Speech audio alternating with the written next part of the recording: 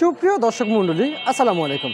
কেমন আছেন দর্শক? ঢাকা শ্যামবাজার থেকে সরাসরি রয়েছে সাব্বির খান। আজকের পেঁয়াজের আপডেটটা জানাবো দর্শক। এদিকে কিছু পেঁয়াজ রয়েছে বর্তমানে, তবে আমদানি রপ্তানি কিন্তু খুবই কম রয়েছে।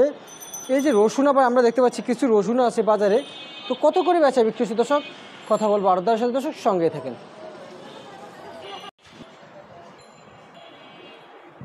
আসসালামু আলাইকুম। ওয়ালাইকুম আসসালাম। কেমন আছেন? আলহামদুলিল্লাহ।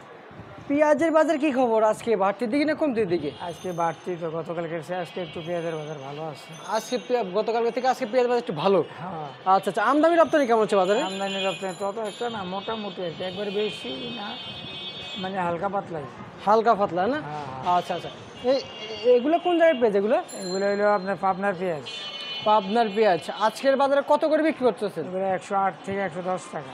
108 টাকা, 110 টাকা পাবনার পেঁয়াজ আজকের বাজারের জন্য নাকি? আজকের বাজারে আচ্ছা আচ্ছা। আর আমরা যে এই যে দেখতে পাচ্ছি রসুন কত করে বিক্রি হচ্ছে? রসুন বিক্রি হচ্ছে 180 থেকে 185।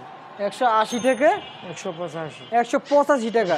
আচ্ছা, হঠাৎ বাজার ঊর্ধ্বগত হলো কেন? একেবারে উদ্যোগতি বলে এদিকে এলসি মাল নাই, দেশে অরাজকতা, বন্যা, এই কারণে এই কারণে বাড়ছে, পেঁয়াজ আনতে পারতেছেন হাটের বাজারে বেশি। এখানে মনে করেন যাই বেচা কিনে হয়তো হাটের বাজারে তার ডাবল হয়ে থাকে, ডাবল হয়ে গেছে। 4400 4500 হাটের বাজার, মকামের বাজার আজকে আজকে আজকে 4400 545 4300 থেকে 4500। ওরে বাবা, তাহলে তো অনেক দাম, অনেক দাম, মেলা দাম হয়ে গেছে তাহলে।